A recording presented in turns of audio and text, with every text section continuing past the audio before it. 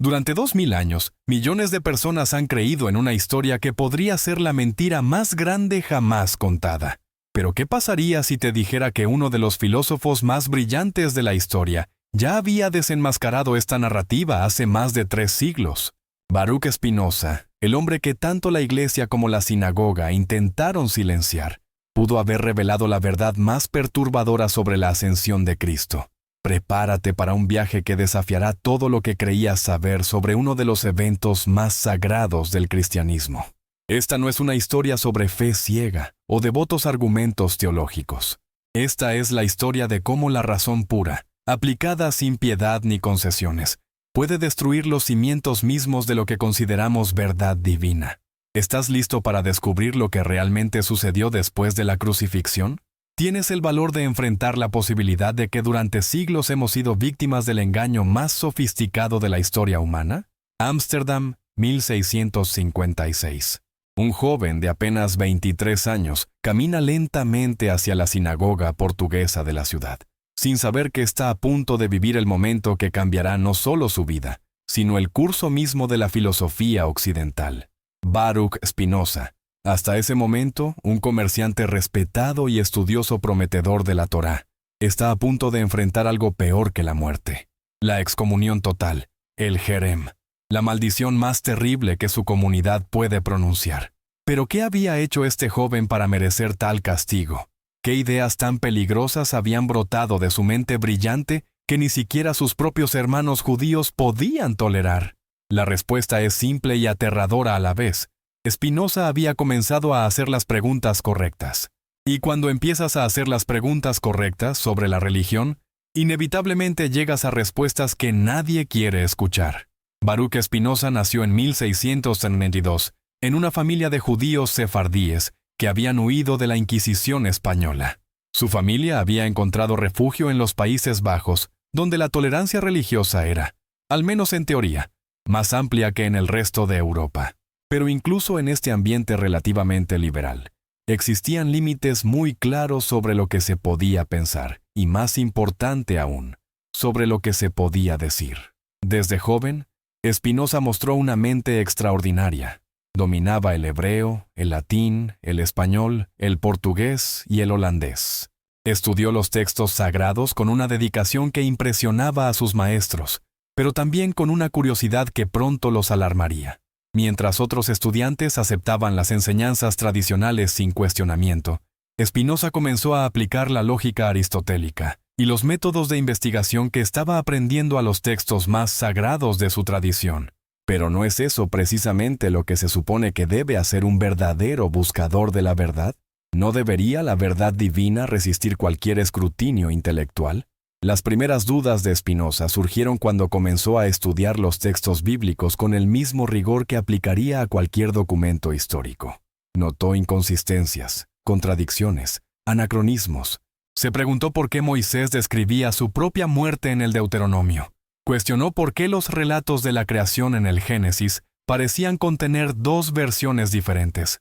Se atrevió a sugerir que tal vez, solo tal vez, estos textos habían sido escritos por seres humanos en momentos históricos específicos, con agendas políticas y religiosas muy concretas. Estas ideas no surgieron en el vacío. Spinoza vivía en una época de revolución intelectual. Galileo había desafiado la cosmología medieval. Descartes había establecido nuevos fundamentos para el conocimiento humano basados en la duda metódica. Francis Bacon había propuesto métodos empíricos para el estudio de la naturaleza. El mundo estaba cambiando, y las viejas certezas religiosas comenzaban a tambalear. Pero hay una diferencia crucial entre cuestionar la física aristotélica y cuestionar los fundamentos mismos de la religión revelada. Galileo pudo eventualmente obtener perdón de la Iglesia. Spinoza nunca tendría esa suerte. La comunidad judía de Ámsterdam se encontraba en una posición particularmente delicada. Habían encontrado refugio en los Países Bajos después de siglos de persecución, pero su libertad dependía de mantener un perfil bajo y no causar problemas que pudieran despertar la hostilidad cristiana. Un joven judío que cuestionaba públicamente la autoridad de las Escrituras sagradas no era solo un hereje, era una amenaza existencial para toda la comunidad. ¿Puedes imaginar la tensión que debió experimentar Spinoza? Por un lado, tenía una mente que no podía dejar de hacer preguntas. Por otro, sabía que cada pregunta lo alejaba más de su familia, su comunidad, su sustento económico. ¿Qué harías tú en su lugar? ¿Elegirías la comodidad de la ortodoxia o el dolor de la verdad? Los líderes de la sinagoga intentaron primero persuadir a Spinoza para que abandonara sus ideas peligrosas. Le ofrecieron dinero, una pensión anual de 1000 florines, si simplemente mantenía sus pensamientos para sí mismo. Pero Spinoza rechazó la oferta. No se trataba de dinero, se trataba de algo mucho más fundamental, el derecho a pensar libremente y expresar las conclusiones de esa reflexión. Cuando quedó claro que Spinoza no cedería, la comunidad no tuvo más opción que actuar. El 27 de julio de 1656, se pronunció contra él el jerem más severo en la historia de la sinagoga de Ámsterdam. Por decreto de los ángeles y por la palabra de los santos, excomulgamos, expulsamos, execramos y maldecimos a Baruch de Spinoza, que sea maldito de día y maldito de noche, maldito cuando se acueste y maldito cuando se levante, maldito cuando salga y maldito cuando entre. Que nadie le hable ni le escriba, que nadie le haga favor alguno, que nadie permanezca con él bajo el mismo techo, que nadie se acerque a él más de 4 codos, que nadie lea documento alguno hecho o escrito por él. ¿Puedes sentir el peso de esas palabras? Imagina despertar un día y descubrir que para toda tu comunidad, para tu familia, para todos los que conocías, ahora eres menos que un fantasma. Existes, pero no puedes ser reconocido, no puedes ser tocado, no puedes ser ayudado. Pero la excomunión de Spinoza tuvo un efecto opuesto al deseado.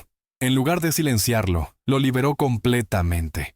Ya no tenía nada que perder. Podía pensar y escribir sin restricciones, sin consideración por sensibilidades religiosas o presiones comunitarias. La comunidad judía había creado sin saberlo al crítico más peligroso de la religión revelada en la historia occidental. Spinoza cambió su nombre hebreo Baruch por la versión latina Benedictus, ambos significando bendito. ¿Era esta una declaración irónica? ¿Una afirmación de que él mismo se bendecía cuando otros lo maldecían? ¿O una declaración más profunda de que la verdad, sin importar cuán dolorosa, siempre es una bendición? Se mudó a las afueras de Ámsterdam y luego a otras ciudades holandesas, viviendo modestamente como pulidor de lentes.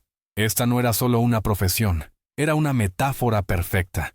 Spinoza se había dedicado a pulir las lentes de la razón humana, a limpiar los cristales empañados de la superstición, para que la humanidad pudiera ver con claridad. Pero, ¿qué veía Spinoza cuando miraba a través de estas lentes perfectamente pulidas de la razón?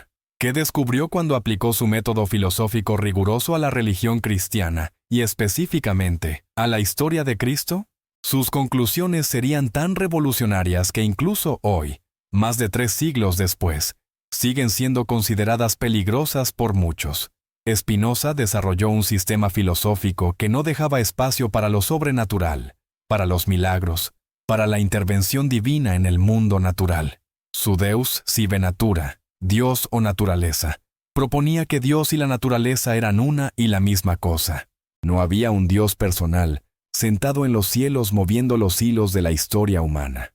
Solo había una sustancia única, infinita, eterna, que se manifestaba en todo lo que existía. ¿Qué implicaciones tenía esta visión para la historia de Cristo? ¿Qué pasaba con los milagros, la resurrección y especialmente la ascensión a los cielos? Para Spinoza, la respuesta era clara y devastadora. Si Dios es la naturaleza misma, entonces no puede actuar contra las leyes naturales. Los milagros son imposibles no porque Dios no tenga poder, sino porque sería contradictorio que Dios actuara contra su propia naturaleza. Un milagro sería equivalente a que Dios se contradijera a sí mismo, lo cual es lógicamente imposible. Esta perspectiva transformaba completamente la comprensión tradicional de Cristo. Spinoza no negaba necesariamente la existencia histórica de Jesús de Nazaret, pero sí rechazaba categóricamente cualquier interpretación sobrenatural de su vida y muerte. Cristo pudo haber sido un maestro extraordinario, un reformador moral, incluso un genio espiritual, pero no pudo haber resucitado de entre los muertos en sentido literal, y ciertamente no pudo haber ascendido físicamente a los cielos. Pero entonces, ¿qué explicación daba Spinoza para estos relatos? ¿Cómo entendía las historias que millones de personas habían aceptado como verdad literal durante siglos? La respuesta de Spinoza era tan simple como radical. Estos relatos eran metáforas, símbolos, herramientas pedagógicas creadas para transmitir verdades morales y espirituales a poblaciones que no podían comprenderlas de manera abstracta. El problema surgió cuando las generaciones posteriores, especialmente aquellas con intereses políticos en el poder religioso, transformaron estas metáforas en dogmas literales. Spinoza argumentaba que los autores originales de estos relatos probablemente entendían su naturaleza simbólica. Pero a medida que el cristianismo se institucionalizó, especialmente después de Constantino, los líderes de la Iglesia encontraron conveniente insistir en la interpretación literal de estos eventos. ¿Por qué? Porque los milagros literales otorgaban autoridad divina a la institución que los proclamaba. Piénsalo por un momento. Si Cristo realmente ascendió a los cielos y dejó a los apóstoles como sus representantes en la tierra, entonces la autoridad de la Iglesia no es meramente humana, sino divina. Cualquier desafío a la autoridad eclesiástica se convierte automáticamente en un desafío a Dios mismo. ¿Puedes ver la brillantez política de esta construcción? Pero Spinoza fue más allá de simplemente identificar las motivaciones políticas detrás de la interpretación literal. Aplicó su análisis riguroso a los textos mismos, utilizando los mismos métodos de crítica textual que había desarrollado para el Antiguo Testamento. ¿Qué encontró cuando examinó los relatos de la ascensión en los Evangelios? Las inconsistencias eran inmediatamente evidentes. Marcos termina abruptamente sin mencionar una ascensión, y los versículos que la describen fueron agregados posteriormente por escribas posteriores. Mateo no menciona ninguna ascensión física. Juan no describe una ascensión, sino que se enfoca en apariciones espirituales. Solo Lucas, tanto en su Evangelio como en Hechos, proporciona un relato detallado de Cristo ascendiendo físicamente a los cielos. ¿No te parece extraño que un evento tan crucial para la fe cristiana solo sea descrito detalladamente por uno de los 4 evangelistas? ¿Y no es aún más extraño que este mismo evangelista, Lucas, proporcione 2 versiones diferentes del evento en sus 2 obras? Spinoza notó estas discrepancias y planteó preguntas que la teología tradicional prefería evitar. Si la ascensión realmente ocurrió como se describe, ¿por qué los otros evangelistas la omitieron o la mencionaron solo de pasada? Si fue tan importante como para ser incluida en el credo cristiano, ¿no deberían todos los testigos apostólicos haberla reportado con el mismo detalle? Más problemático aún era el hecho de que los primeros cristianos no parecían considerar la ascensión como un evento central. Las cartas de Pablo, que son anteriores a los evangelios, no mencionan ninguna ascensión física. Pablo habla de Cristo siendo exaltado y sentado a la diestra de Dios, pero utiliza un lenguaje que es consistente con una interpretación metafórica de estos eventos. ¿Qué nos dice esto sobre la evolución de la narrativa cristiana? ¿Es posible que la historia de la ascensión física fuera un desarrollo posterior, una elaboración mítica de ideas que originalmente eran entendidas de manera simbólica? Spinoza creía que esto era exactamente lo que había ocurrido.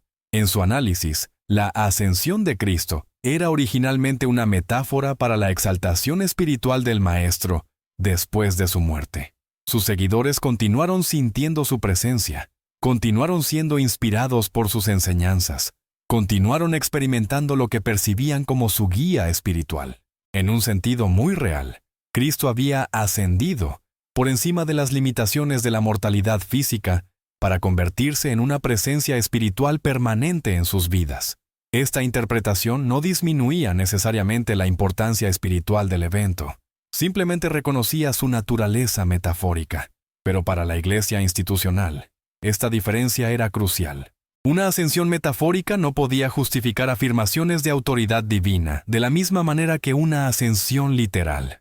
Puedes ver cómo esta reinterpretación amenazaba todo el edificio de la autoridad eclesiástica. Si Cristo no había ascendido literalmente a los cielos para sentarse literalmente a la diestra de Dios Padre, entonces, ¿qué autoridad especial tenían sus supuestos representantes en la tierra? Spinoza entendía perfectamente las implicaciones políticas de su análisis, pero se negaba a subordinar la verdad filosófica a la conveniencia social.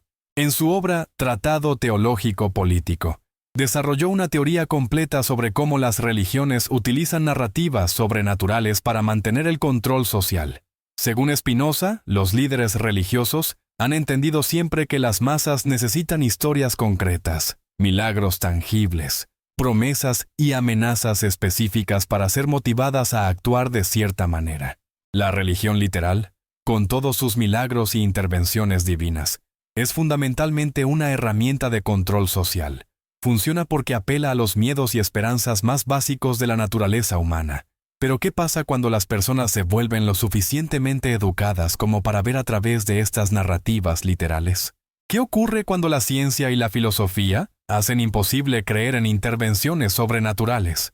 La respuesta de Spinoza era que la humanidad necesitaba evolucionar hacia una forma más madura de espiritualidad, una que no dependiera de milagros externos, sino de la comprensión racional de nuestra conexión con la totalidad de la existencia. Esta espiritualidad madura encontraría lo divino no en violaciones de las leyes naturales, sino en la belleza, complejidad y unidad de esas mismas leyes. Pero ¿qué significaba esto específicamente para la figura de Cristo? ¿Cómo debería ser entendida su vida y enseñanzas desde esta perspectiva espinosista?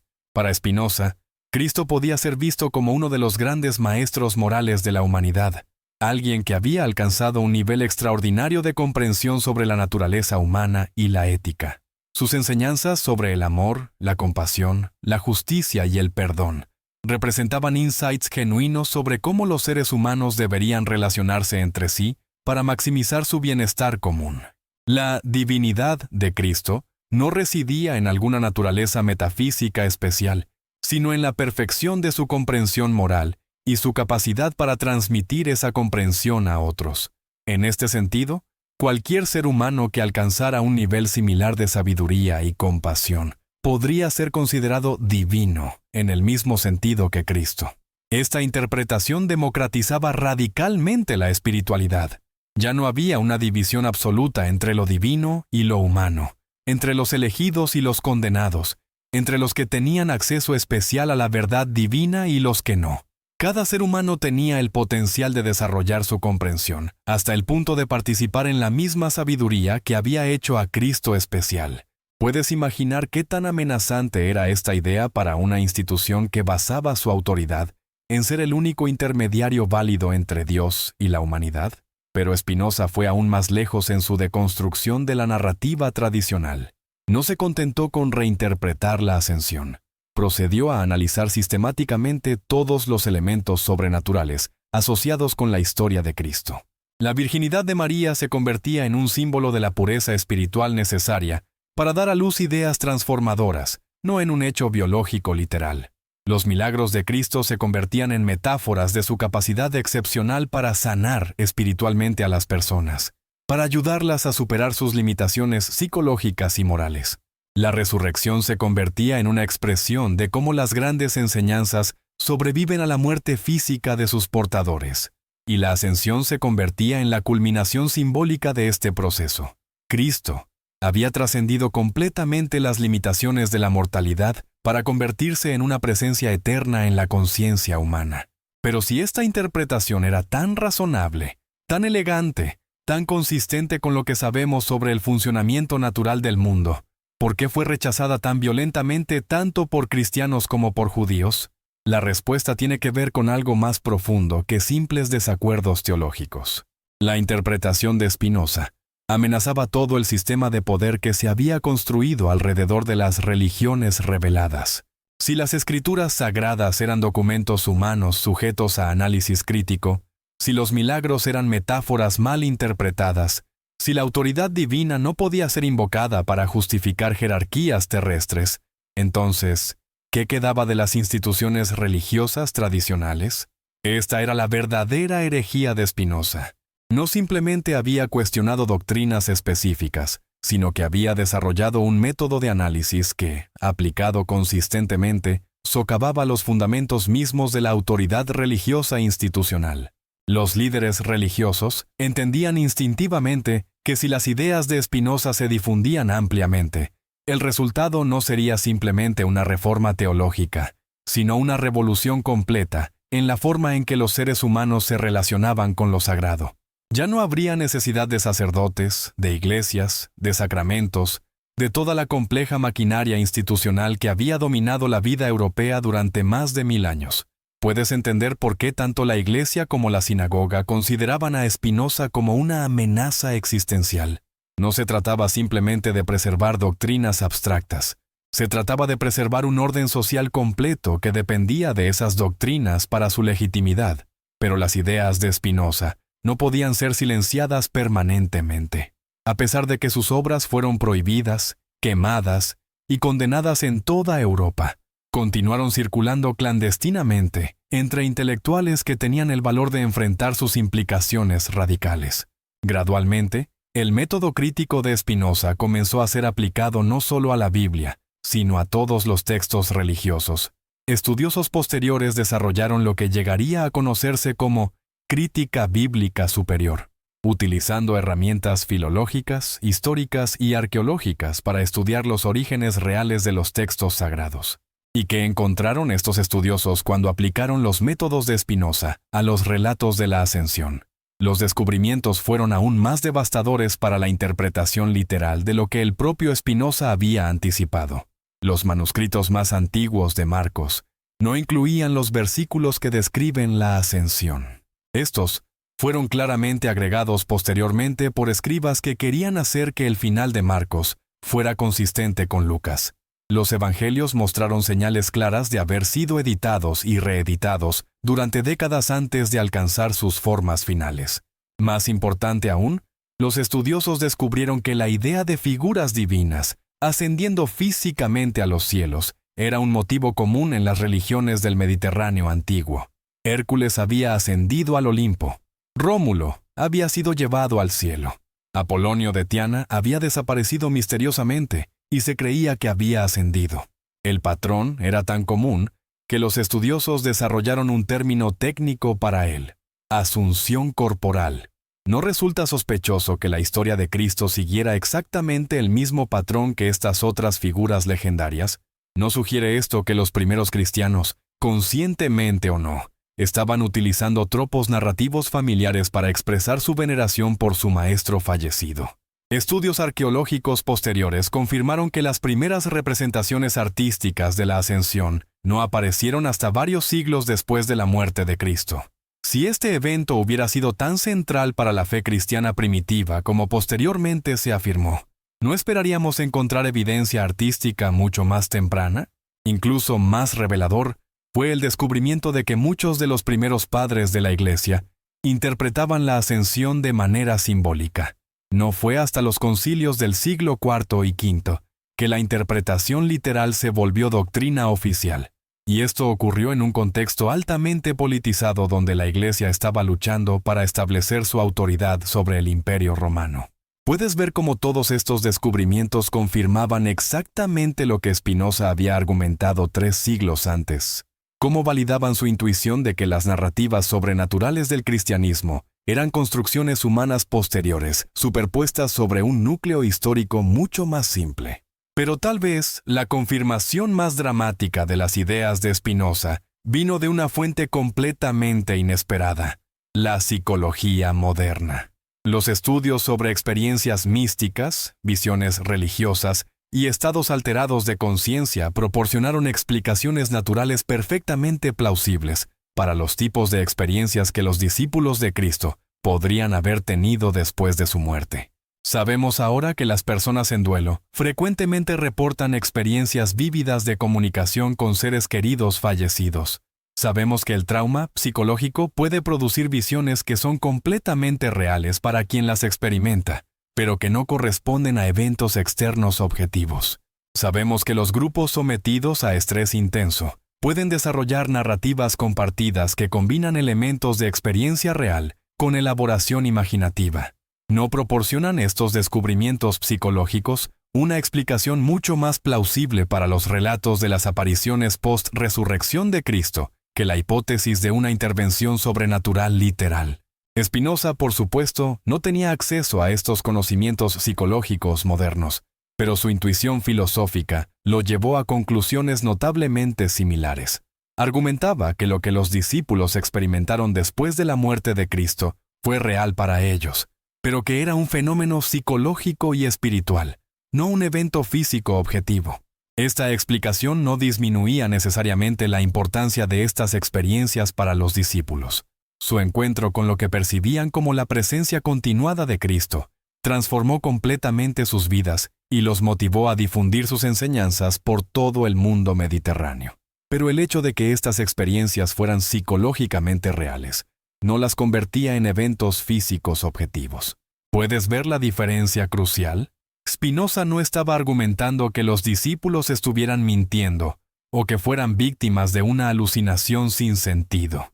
Estaba sugiriendo que habían tenido encuentros genuinos con la dimensión espiritual de la existencia, pero que la interpretación literal de estos encuentros era una distorsión posterior de su significado original. Esta distinción es fundamental para entender la crítica espinosista de la ascensión. No se trataba de negar la realidad de la experiencia espiritual, sino de rechazar interpretaciones que convirtieran lo espiritual en algo físico, lo simbólico en algo literal, lo universal en algo particularmente cristiano. Para Spinoza, la verdadera tragedia no era que Cristo no hubiera ascendido físicamente a los cielos, sino que la humanidad había perdido acceso a la verdad espiritual más profunda al insistir en interpretaciones literales de narrativas que originalmente habían sido diseñadas para apuntar más allá de sí mismas hacia realidades más elevadas. Pero ¿qué implicaciones prácticas tenían estas ideas para la vida espiritual de las personas ordinarias? ¿Cómo debería vivir alguien que aceptara la interpretación espinosista de Cristo y la ascensión? La respuesta de Spinoza era tanto liberadora como desafiante. Liberadora porque eliminaba la necesidad de creer en proposiciones que violaran la razón o contradijeran la evidencia natural. Desafiante porque exigía que cada persona se hiciera responsable de su propio desarrollo espiritual, sin depender de autoridades externas o promesas de salvación fácil. En el sistema de Spinoza, la salvación no venía de creer en doctrinas específicas o de participar en rituales prescritos, sino de alcanzar una comprensión cada vez más clara de nuestra conexión con la totalidad de la existencia.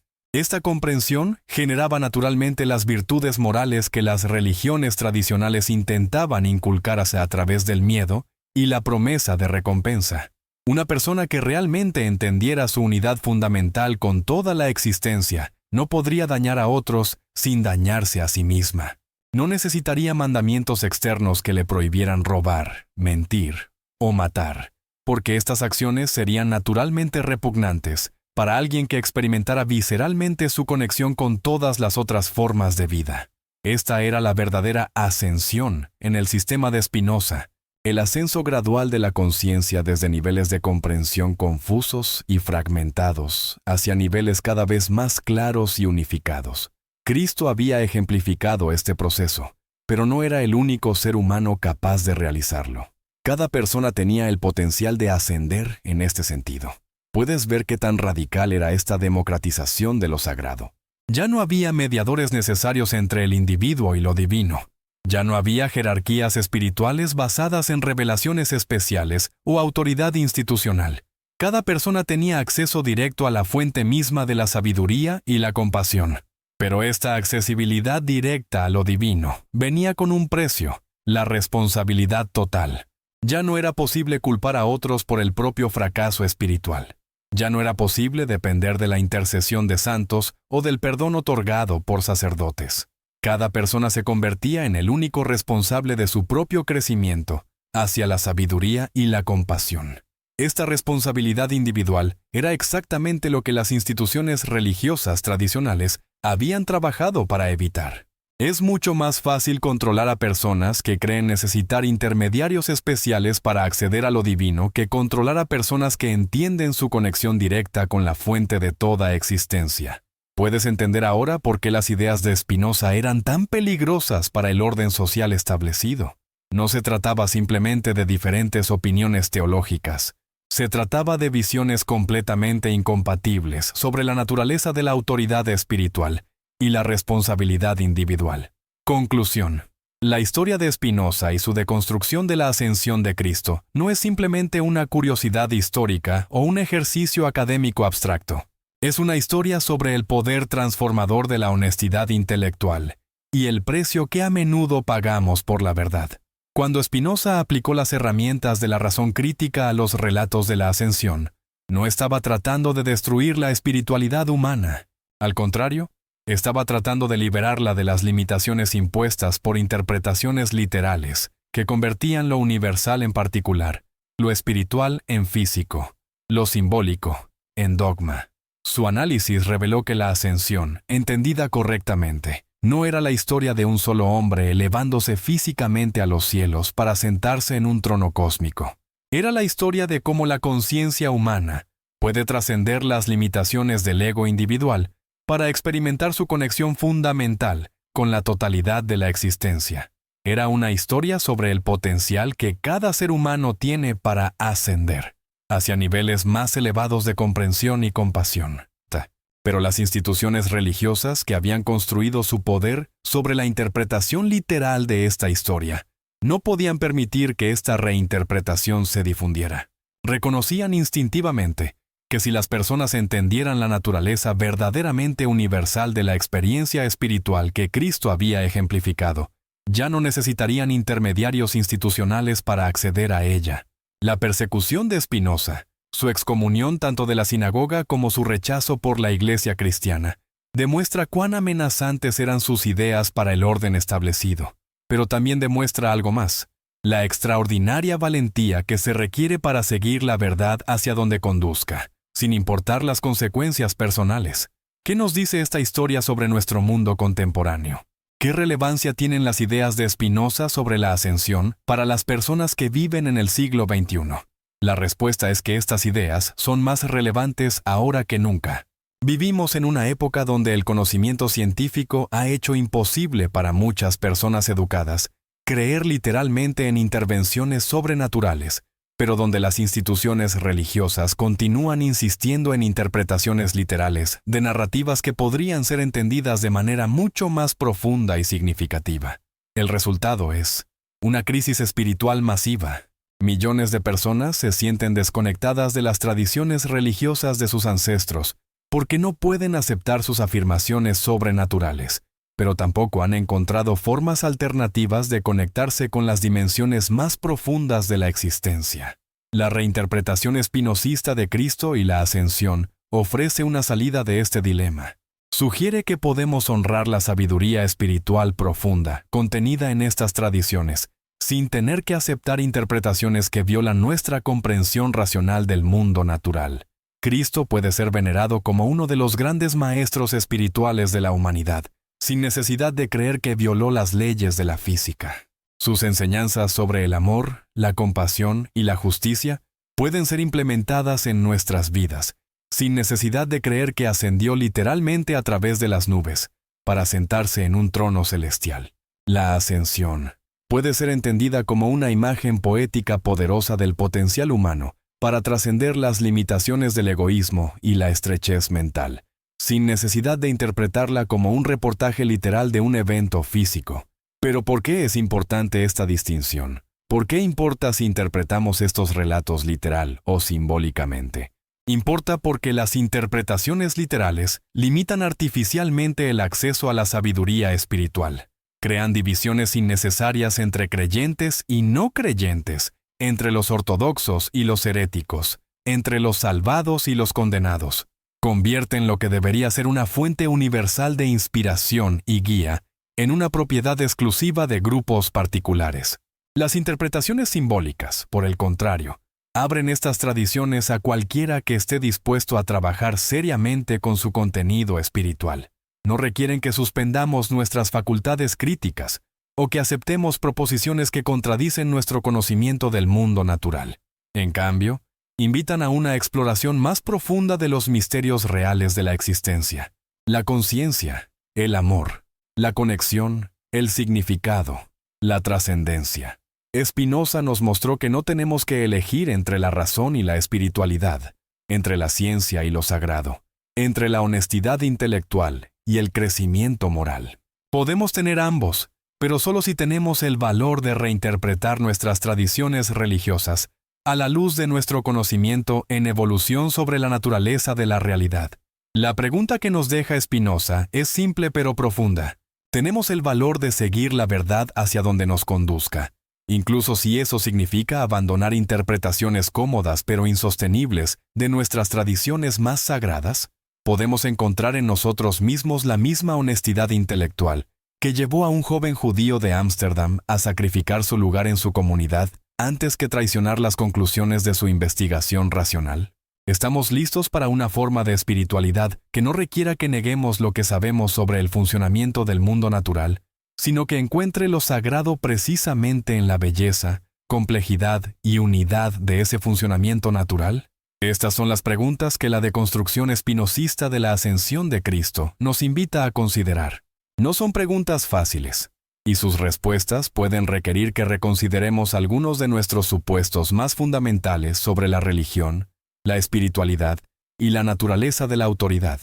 Pero si tenemos el valor de abordar estas preguntas honestamente, podríamos descubrir que perdemos muy poco de valor real mientras ganamos algo mucho más precioso. Una forma de relacionarnos con lo sagrado que es tanto intelectualmente honesta como espiritualmente transformadora. Al final, la verdadera ascensión no es la de un individuo particular, elevándose físicamente por encima de las nubes. Es la ascensión de toda la conciencia humana hacia niveles más elevados de comprensión, compasión y conexión con la totalidad de la existencia. Esta es la ascensión que Spinoza nos invita a emprender. Es una ascensión que está disponible para cada uno de nosotros, que no requiere mediadores especiales ni creencias particulares, sino solo la voluntad de aplicar honestamente nuestras facultades más elevadas al misterio de nuestra propia existencia. ¿Estás listo para este ascenso? ¿Tienes el valor de seguir las implicaciones de la investigación racional, sin importar hacia dónde te conduzcan? ¿Puedes encontrar en ti mismo la misma integridad intelectual que convirtió a un pulidor de lentes holandés en uno de los pensadores más influyentes de la historia occidental? La elección, como siempre, es tuya. Pero recuerda, la verdad no teme la investigación. Solo la mentira necesita protección. Y si nuestras creencias más sagradas no pueden resistir el escrutinio honesto, entonces tal vez es hora de preguntarnos si realmente merecen ser llamadas sagradas. La gran mentira que cambió el mundo. Spinoza destroza los cimientos del cristianismo. ¿Te has preguntado alguna vez por qué cientos de millones de personas han creído durante siglos en una historia que podría ser completamente falsa? ¿Qué pasaría si te dijera que existe evidencia filosófica demoledora de que la ascensión de Cristo nunca ocurrió como nos han contado? Baruch Spinoza, el genio filosófico que fue maldecido tanto por judíos como por cristianos, desarrolló argumentos tan devastadores que aún hoy, más de 3 siglos después, las instituciones religiosas prefieren que no los conozcas. Antes de continuar, me gustaría saber desde qué país nos estás viendo y a qué hora del día estás dedicando tu tiempo a descubrir estas verdades incómodas. Déjamelo en los comentarios porque es fascinante ver cómo la sed de conocimiento trasciende fronteras y horarios. Si estás viendo esto desde tu celular, no olvides darle like al video. Ese simple gesto ayuda enormemente a que más personas puedan acceder a esta información que durante siglos ha sido censurada. Esta no es una historia sobre ateísmo barato o críticas superficiales a la religión. Esta es la historia de cómo la razón pura, aplicada sin concesiones ni compromisos, puede revelar que uno de los pilares fundamentales del cristianismo podría ser la construcción mítica más sofisticada de la historia humana. Imagina por un momento que eres un investigador forense llamado a examinar la escena de un crimen que supuestamente ocurrió hace 2000 años. No tienes acceso directo a los testigos, solo a los testimonios escritos que han sobrevivido. No tienes evidencia física directa, solo los relatos que han sido copiados, traducidos, editados y reeditados durante siglos. ¿Cómo procederías para determinar qué realmente sucedió? Esta era exactamente la situación que enfrentaba Spinoza cuando decidió aplicar su método filosófico riguroso a los relatos de la resurrección y ascensión de Cristo. No se aproximó a estos textos como un creyente buscando confirmación de sus creencias, ni como un escéptico tratando de destruir la fe de otros. Se aproximó como un investigador puro, dispuesto a seguir la evidencia hacia donde lo condujera, sin importar las consecuencias personales o sociales. Pero ¿qué encontró cuando sometió estos relatos al mismo tipo de análisis crítico que aplicaría a cualquier documento histórico? Los descubrimientos fueron inmediatamente problemáticos para cualquiera que insistiera en una interpretación literal de estos eventos. El primer obstáculo era simple pero devastador: la completa ausencia de cualquier evidencia independiente de que estos eventos extraordinarios hubieran ocurrido realmente. Piénsalo por un momento. Si un hombre realmente hubiera resucitado de entre los muertos después de 3 días en una tumba, si hubiera aparecido repetidamente a grupos de personas durante 40 días, si finalmente hubiera ascendido físicamente a los cielos mientras sus seguidores observaban, ¿no esperaríamos que eventos tan extraordinarios hubieran sido documentados por al menos algunos observadores independientes? El mundo mediterráneo del siglo I no era un lugar aislado. Jerusalén era una ciudad cosmopolita con escribas, funcionarios romanos, historiadores viajeros, comerciantes de muchas nacionalidades.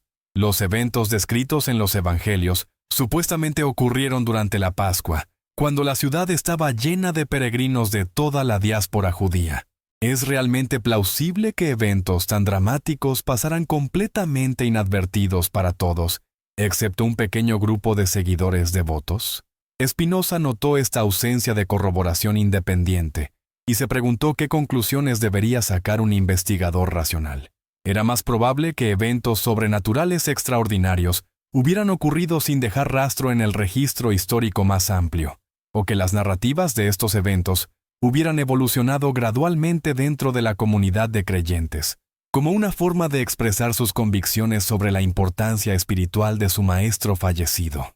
Pero la ausencia de evidencia externa era solo el comienzo de los problemas que Spinoza identificó.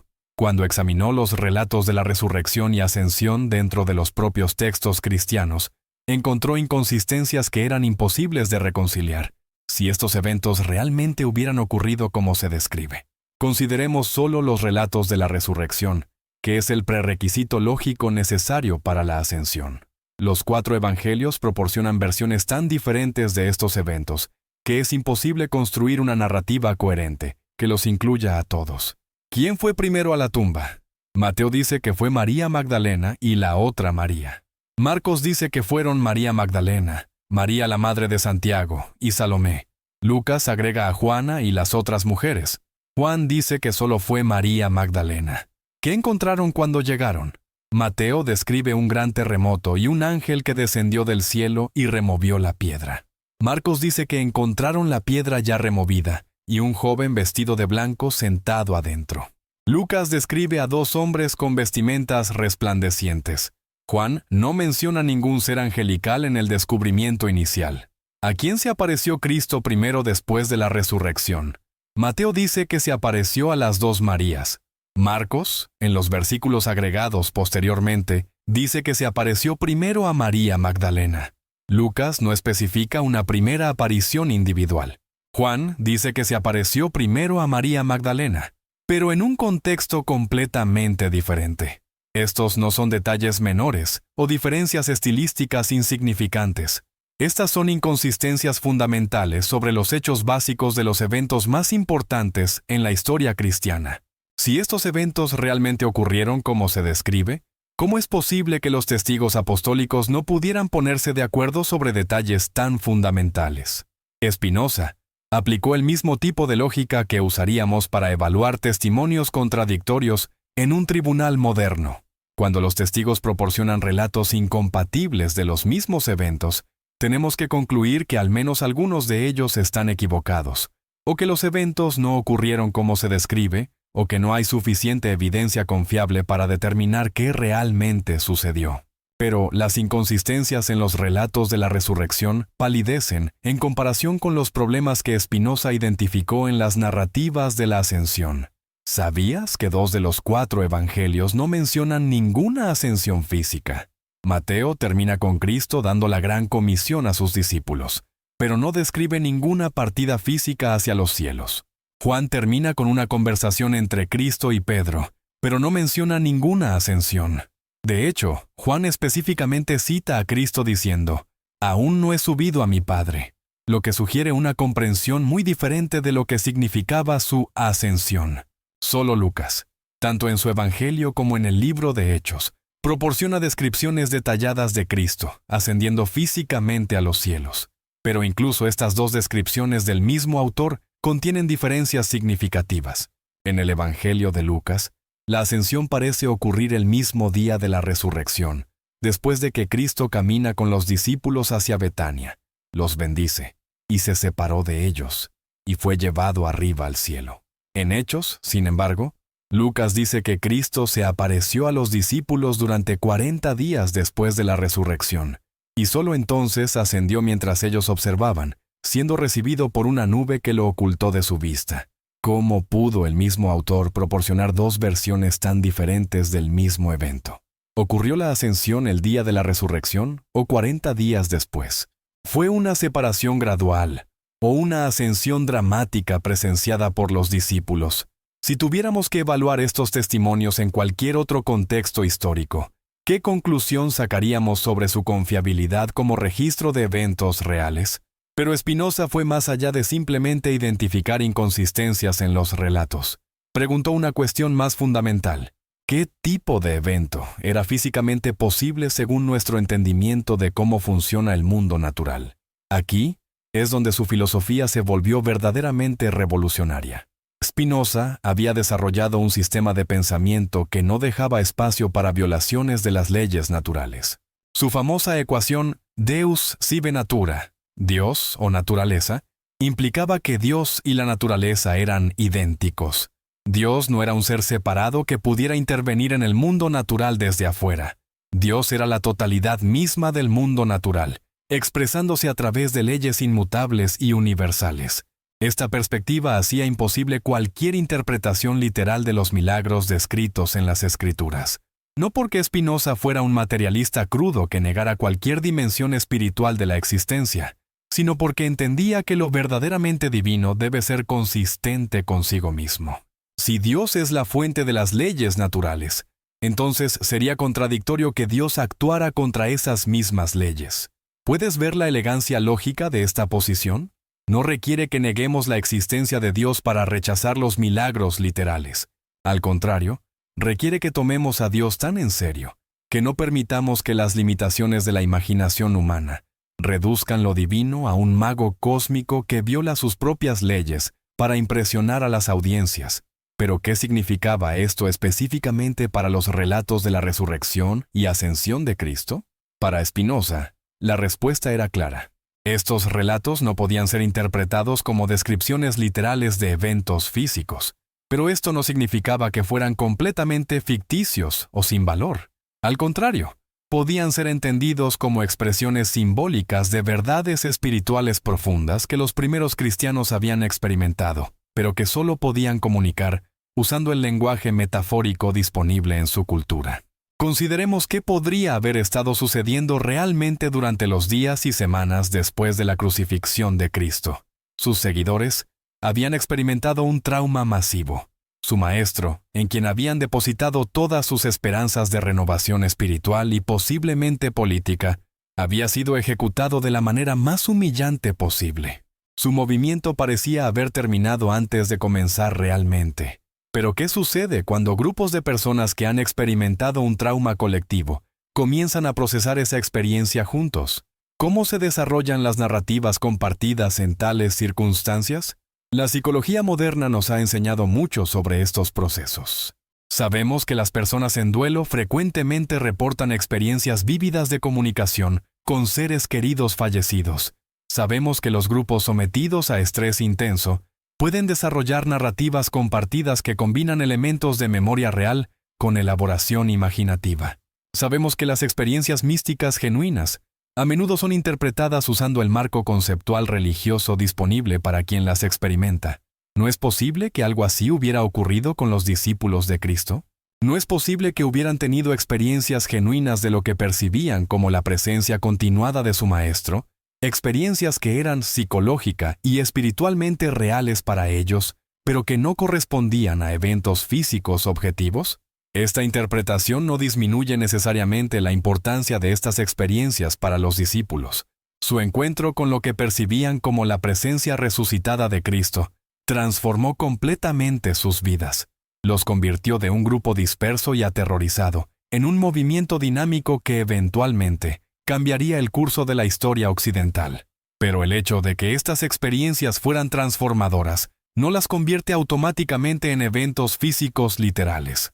Si estás disfrutando esta deconstrucción sistemática de uno de los dogmas más sagrados del cristianismo, te invito a que compartas este video con algún amigo que también tenga el valor intelectual de enfrentar verdades incómodas. Es importante que más personas conozcan estos argumentos que durante siglos han sido suprimidos por las instituciones religiosas que prefieren creyentes obedientes a pensadores críticos. Spinoza entendía que sus contemporáneos no estaban preparados para aceptar interpretaciones puramente psicológicas de las experiencias religiosas, pero desarrolló un marco conceptual que permitía honrar la realidad de la experiencia espiritual sin requerir creencia en violaciones de las leyes naturales. En su sistema, lo que los discípulos experimentaron como resurrección era la realización de que las ideas y enseñanzas de Cristo habían trascendido su mortalidad física. Su cuerpo físico había muerto, pero su cuerpo de ideas y su influencia espiritual continuaban vivos y creciendo. En un sentido muy real, Cristo había resucitado en la conciencia de sus seguidores y a través de ellos continuaría viviendo en el mundo. Esta interpretación no solo resolvía los problemas lógicos asociados con la resurrección literal, sino que también proporcionaba una comprensión más profunda de lo que significaba la ascensión. Cristo no había ascendido físicamente a través de las nubes para sentarse en un trono celestial literal. Había ascendido, en el sentido de que su influencia había trascendido las limitaciones de su existencia individual, para convertirse en una presencia universal, accesible a cualquiera que estuviera dispuesto a conectarse con sus enseñanzas y ejemplo. Puedes ver cómo esta interpretación simbólica es en realidad más significativa espiritualmente que la interpretación literal. La interpretación literal hace de Cristo una excepción única en la historia humana, alguien cuyas experiencias no pueden ser replicadas por el resto de nosotros. La interpretación simbólica hace de Cristo un ejemplo de lo que es posible para cualquier ser humano que desarrolle completamente su potencial espiritual. Pero había otro problema con las narrativas tradicionales de la resurrección y ascensión que Spinoza identificó, un problema que tenía que ver con la naturaleza misma de la identidad personal y la continuidad de la conciencia. Según la doctrina cristiana tradicional, Cristo resucitó en el mismo cuerpo físico en el que había muerto, pero este cuerpo tenía propiedades sobrenaturales. Podía aparecer y desaparecer a voluntad, podía pasar a través de puertas cerradas, podía ascender físicamente a los cielos. Era, en otras palabras, un cuerpo físico que no estaba sujeto a las leyes físicas. ¿Pero qué sentido tiene este concepto desde una perspectiva filosófica rigurosa? ¿Cómo puede algo ser simultáneamente físico y no físico?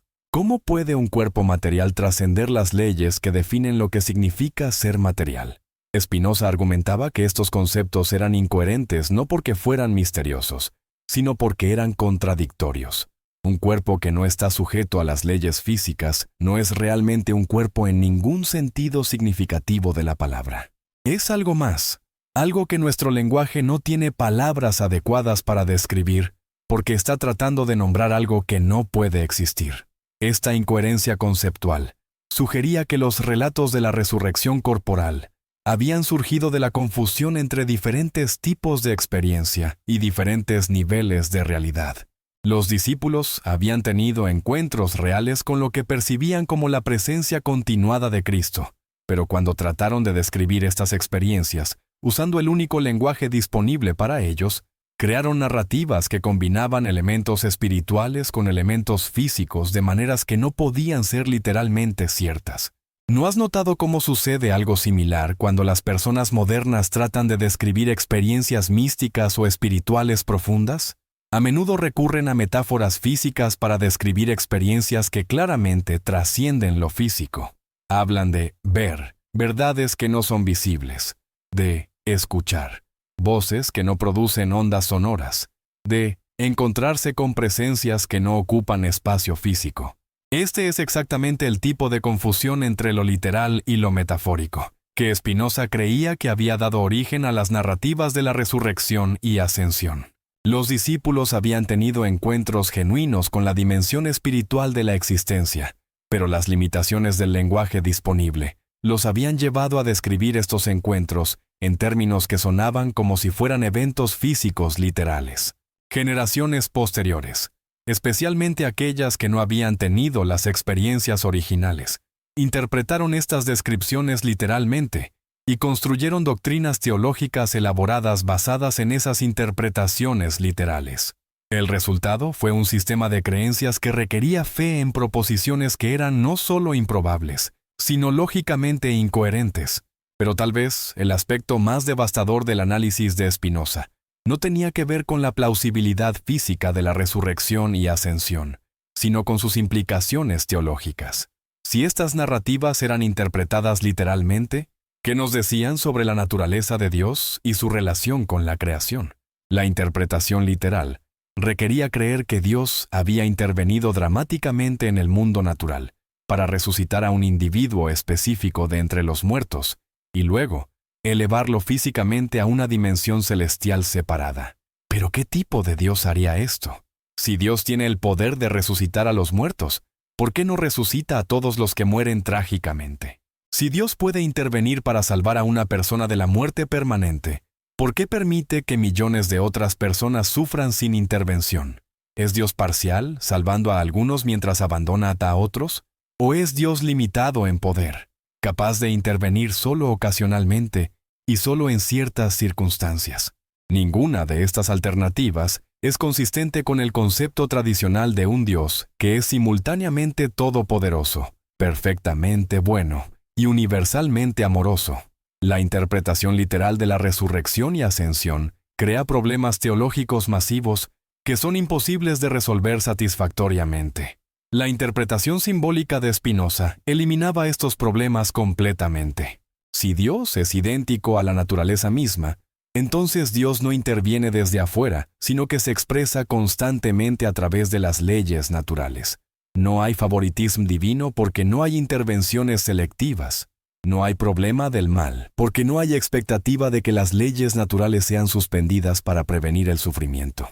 En lugar de un Dios que salva milagrosamente a individuos específicos, Spinoza propuso un Dios que se expresa perfectamente a través de la totalidad de la existencia, incluyendo tanto sus aspectos placenteros como dolorosos.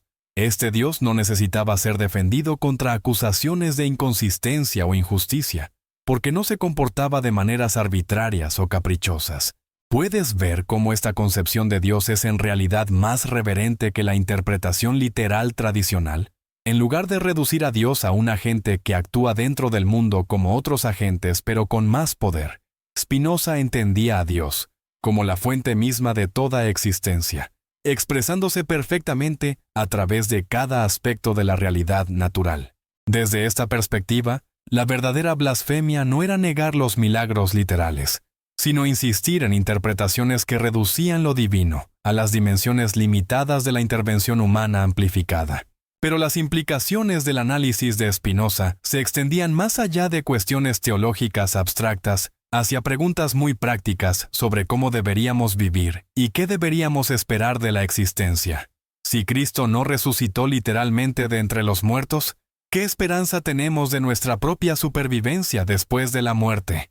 Si no ascendió literalmente a los cielos para preparar un lugar para nosotros, ¿qué pasa con las promesas tradicionales de vida eterna en el paraíso?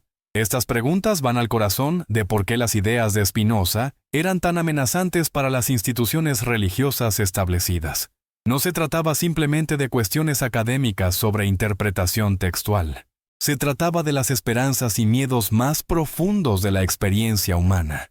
La respuesta de Spinoza a estas preguntas era tanto consoladora como desafiante.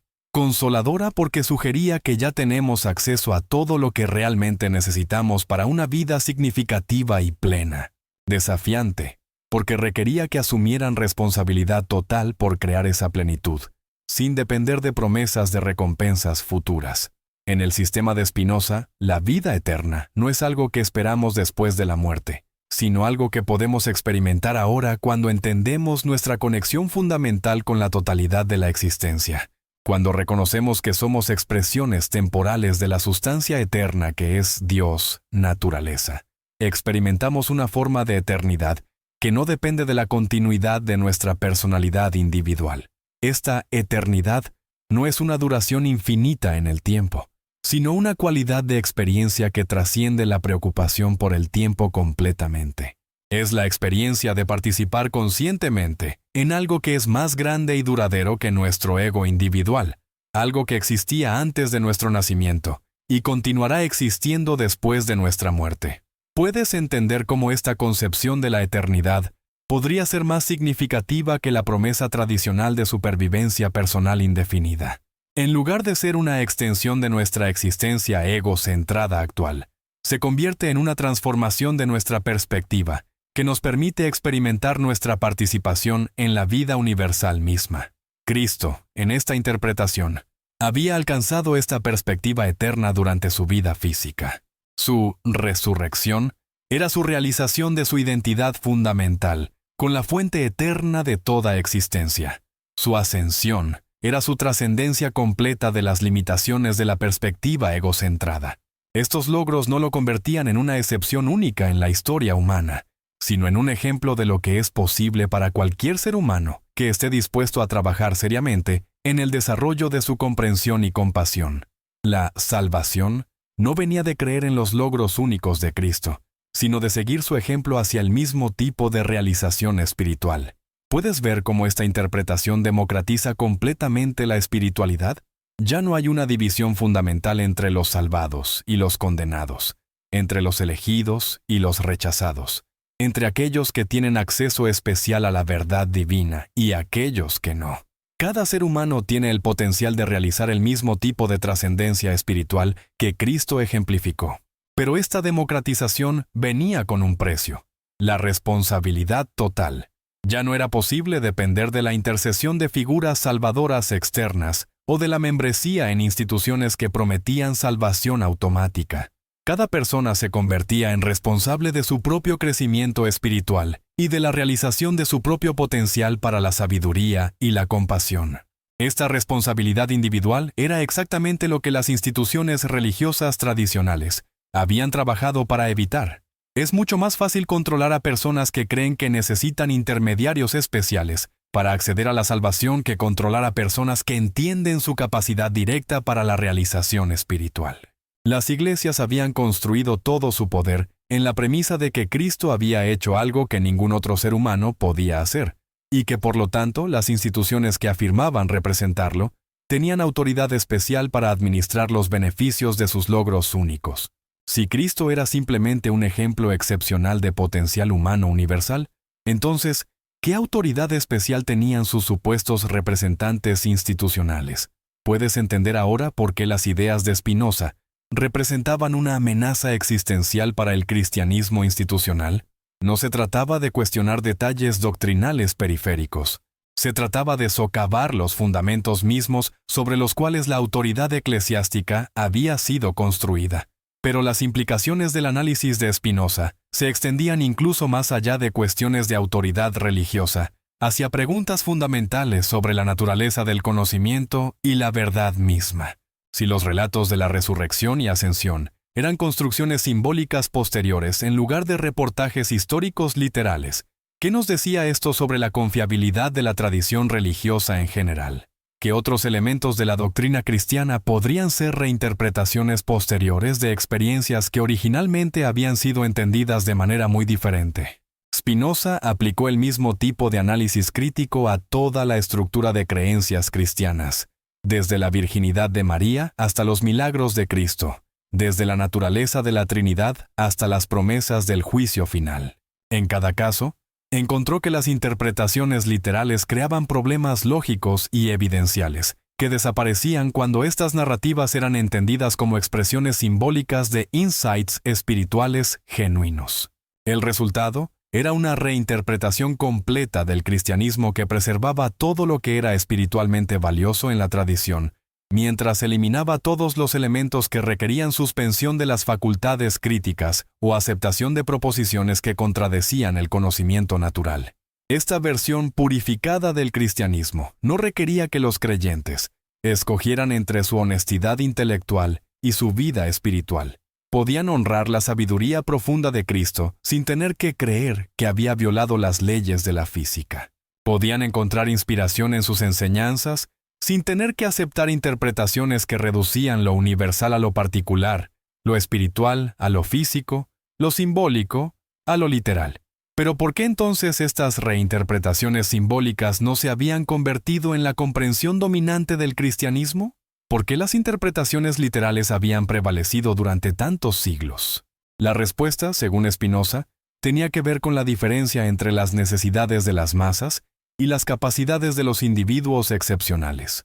La mayoría de las personas, argumentaba, no tenían ni el tiempo ni la inclinación para el tipo de investigación filosófica rigurosa que era necesaria para distinguir entre lo literal y lo simbólico en los textos religiosos. Necesitaban historias concretas, promesas específicas, autoridades claras que les dijeran qué creer y cómo comportarse. Los líderes religiosos entendían esta necesidad y proporcionaban exactamente lo que las masas querían.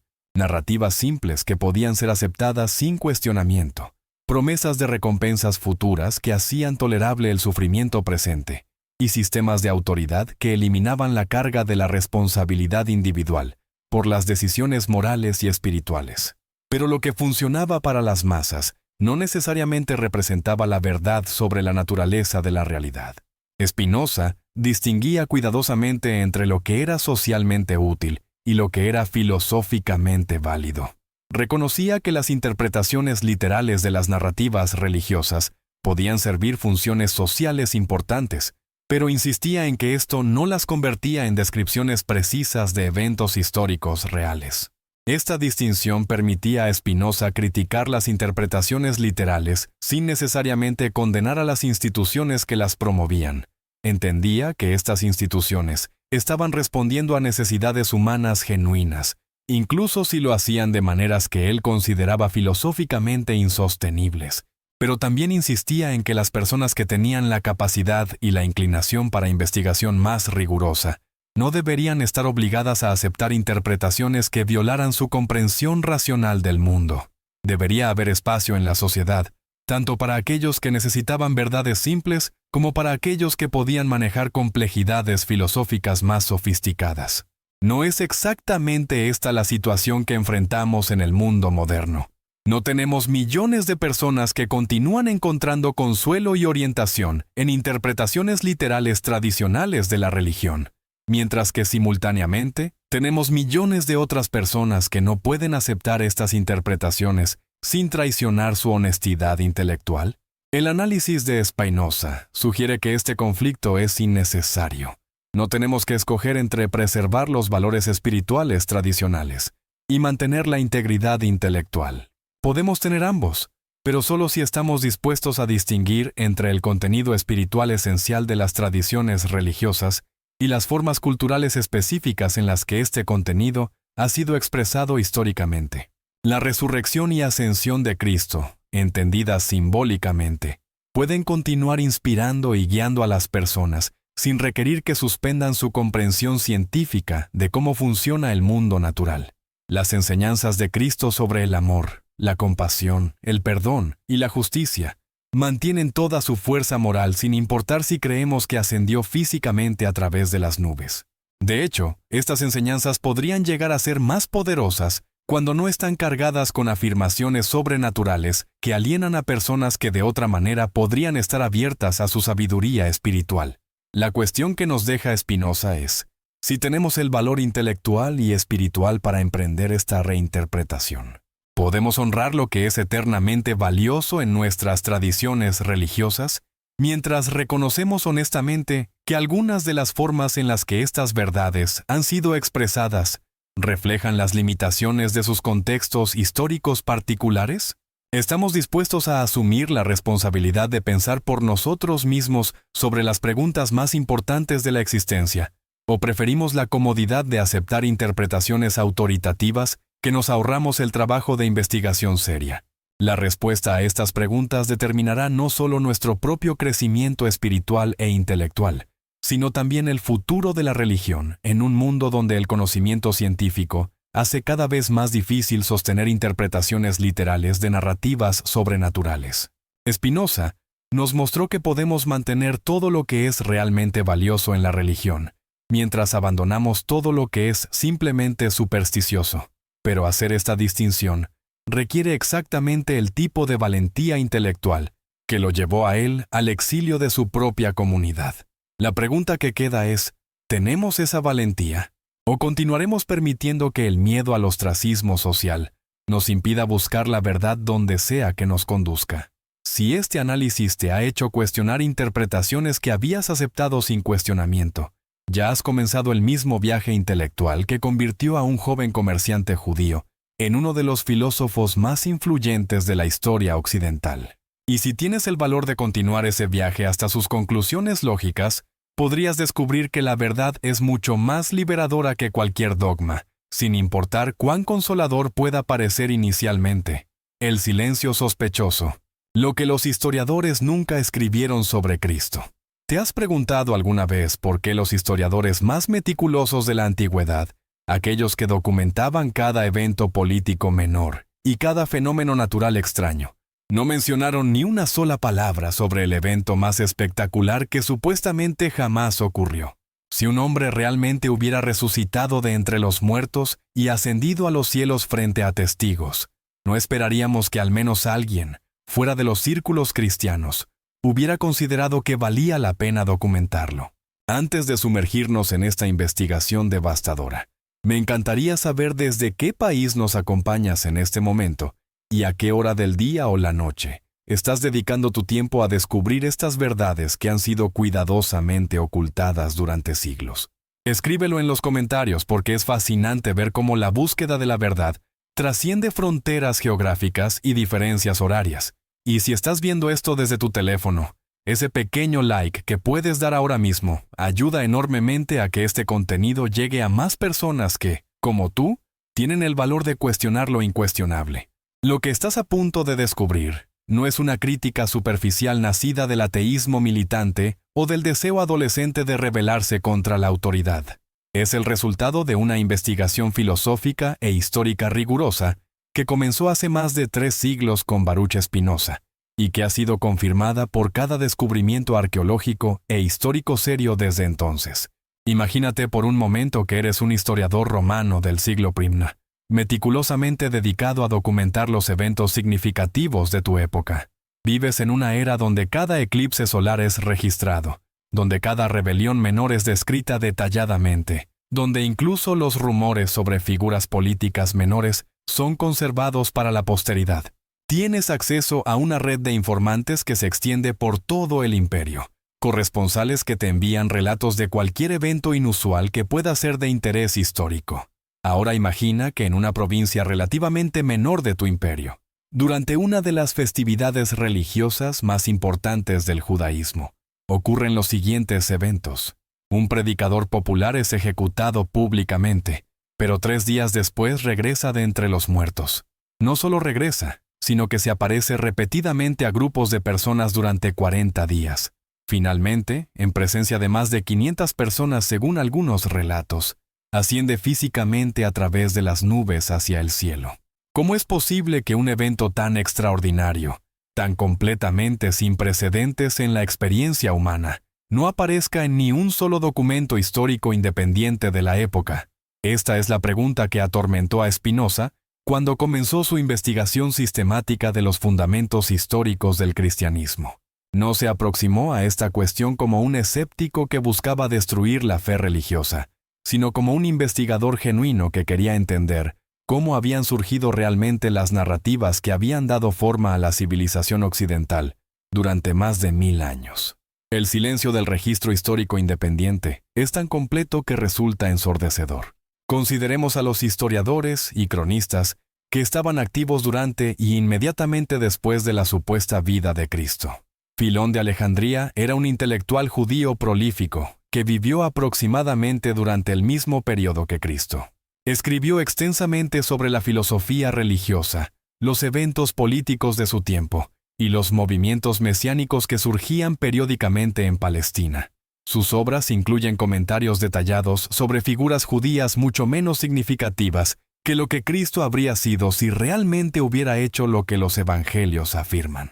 Sin embargo, Filón nunca menciona a Cristo, ni a ningún predicador que hubiera resucitado de entre los muertos, ni a ningún evento que se parezca remotamente a la ascensión.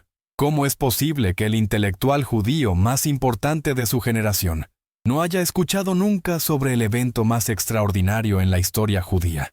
Flavio Josefo, el historiador judío más importante del primer siglo, dedicó volúmenes enteros a documentar la historia de su pueblo durante exactamente el periodo en que Cristo supuestamente vivió. Josefo era obsesivo en sus detalles, describiendo incluso movimientos mesiánicos menores y predicadores de poca importancia que atrajeron a puñados de seguidores antes de ser ejecutados por las autoridades romanas. Existe un pasaje en las obras de Josefo que menciona brevemente a Cristo, pero los estudiosos han determinado casi universalmente que este pasaje fue insertado posteriormente por escribas cristianos. El lenguaje es inconsistente con el estilo de Josefo. Las afirmaciones teológicas son incompatibles con el judaísmo no cristiano de Josefo, y el pasaje interrumpe el flujo narrativo del texto circundante, de una manera que sugiere fuertemente una interpolación posterior. Más revelador aún es lo que Josefo no dice. Describe detalladamente la crucifixión de otros supuestos mesías de la época, pero si Cristo realmente hubiera resucitado de entre los muertos y ascendido a los cielos, ¿cómo podría Josefo haber omitido estos eventos completamente de su narrativa de la historia judía? Los historiadores romanos del período son igualmente silenciosos. Tácito, Suetonio, Plinio el Mayor, Plutarco, todos estos meticulosos documentalistas de eventos significativos no mencionan ningún predicador judío que haya violado las leyes de la naturaleza de maneras tan espectaculares. Tácito sí menciona brevemente a los cristianos en el contexto de las persecuciones bajo Nerón, pero se refiere a Cristo solo de pasada como el fundador de la secta, sin ninguna mención de resurrección o ascensión. Si estos eventos realmente hubieran ocurrido como se describe, ¿no habría Tácito considerado que valía la pena al menos mencionarlos? Especialmente dado su interés en documentar eventos inusuales y fenómenos extraordinarios. ¿Puedes comenzar a sentir el peso de este silencio? No estamos hablando de uno o dos historiadores que podrían haber estado distraídos por otros eventos. Estamos hablando de toda una generación de documentalistas meticulosos, tanto judíos como gentiles, tanto hostiles como simpatizantes hacia varios movimientos religiosos, ninguno de los cuales aparentemente consideró que los eventos más extraordinarios en la historia humana valían la pena mencionar. Spinoza notó este silencio y se preguntó qué conclusiones debería sacar un investigador racional. ¿Era más probable que eventos sobrenaturales sin precedentes hubieran ocurrido sin dejar rastro en el registro histórico contemporáneo? ¿O que las narrativas de estos eventos hubieran evolucionado gradualmente dentro de comunidades de creyentes, como expresiones de sus convicciones sobre la importancia espiritual de su maestro fallecido? Pero el silencio de los historiadores contemporáneos es solo el comienzo de la evidencia que sugiere que las narrativas de la resurrección y ascensión son construcciones posteriores más que reportajes de eventos reales. Cuando Spinoza examinó los primeros documentos cristianos cronológicamente, descubrió un patrón fascinante. Mientras más temprano era el documento, menos específico era sobre los detalles físicos de la resurrección y ascensión. Los documentos posteriores contenían relatos cada vez más elaborados y específicos. Las cartas de Pablo, que son los documentos cristianos más tempranos que tenemos, hablan de Cristo siendo exaltado y elevado, pero utilizan un lenguaje que es perfectamente consistente con una comprensión metafórica de estos eventos. Pablo habla de Cristo sentado a la diestra de Dios, pero esta es una frase que aparece en los Salmos y que era comúnmente entendida como una metáfora para la exaltación espiritual, no como una descripción de posicionamiento físico literal. Más significativo aún es lo que Pablo no dice. No describe ninguna tumba vacía. No menciona apariciones físicas a grupos específicos de discípulos. No describe ninguna ascensión literal a través de las nubes. Cuando habla de sus propias experiencias con el Cristo resucitado, las describe en términos que son claramente visionarios en lugar de físicos. No resulta extraño que el apóstol que afirmaba haber tenido encuentros personales directos con Cristo resucitado nunca describiera estos encuentros en términos que sugirieran eventos físicos objetivos. Los evangelios, que fueron escritos décadas después de las cartas de Pablo, contienen relatos progresivamente más específicos y físicos. Marcos, el más temprano, tiene el final más ambiguo. Las mujeres encuentran la tumba vacía. Un joven les dice que Cristo ha resucitado, pero huyen aterrorizadas y no dijeron nada a nadie porque tenían miedo. Los versículos que describen apariciones post-resurrección en Marcos fueron claramente agregados posteriormente por escribas que querían hacer que el final fuera más consistente con los otros evangelios. Los manuscritos más antiguos de Marcos terminan abruptamente con las mujeres huyendo de la tumba vacía. ¿No te parece sospechoso que el primer evangelio escrito termine de manera tan abrupta, sin ninguna descripción de apariciones de Cristo resucitado? Si estos eventos habían sido centrales para la fe cristiana desde el principio, ¿por qué el primer evangelista los omitió completamente? Mateo y Lucas, escritos después de Marcos, agregan relatos de apariciones, pero cada uno proporciona detalles diferentes e incompatibles. Juan, el último evangelio, contiene los relatos más elaborados y físicamente específicos, incluyendo la famosa escena donde Tomás toca las heridas de Cristo. Este patrón de elaboración creciente es exactamente lo que esperaríamos si las narrativas hubieran evolucionado gradualmente dentro de las comunidades cristianas, con cada generación agregando detalles más específicos para hacer las historias más convincentes y emocionalmente satisfactorias. ¿No has observado cómo funcionan los rumores y leyendas en la vida real? ¿Cómo las historias se vuelven más dramáticas y específicas cada vez que se cuentan? ¿Cómo los detalles que originalmente podrían haber sido entendidos como metafóricos, gradualmente se convierten en afirmaciones factuales literales? Si estás encontrando esta deconstrucción sistemática tan reveladora como yo espero, te animo encarecidamente a que compartas este video con algún amigo o familiar, que también tenga la valentía intelectual de enfrentar verdades que podrían ser incómodas. Es crucial que más personas conozcan esta evidencia histórica que durante siglos ha sido suprimida o ignorada por instituciones que prefieren creyentes obedientes a investigadores críticos. Spinoza aplicó el mismo tipo de análisis crítico a las narrativas de la ascensión específicamente, y los resultados fueron aún más devastadores para cualquier interpretación literal. Como ya hemos mencionado, solo Lucas proporciona relatos detallados de la ascensión, y estos relatos contienen inconsistencias internas significativas. Pero cuando Spinoza investigó más profundamente el contexto histórico en el que Lucas escribió, descubrió algo aún más problemático. El patrón narrativo de figuras divinas ascendiendo físicamente a los cielos era un tropo común en las religiones mediterráneas de la época. Hércules había ascendido al Olimpo después de su muerte. Rómulo, el legendario fundador de Roma, había sido llevado al cielo durante una tormenta. Apolonio de Tiana, un filósofo contemporáneo de Cristo, también tenía seguidores que afirmaban que había ascendido a los cielos. Incluso el emperador Augusto fue declarado oficialmente haber ascendido a los cielos para convertirse en un dios después de su muerte.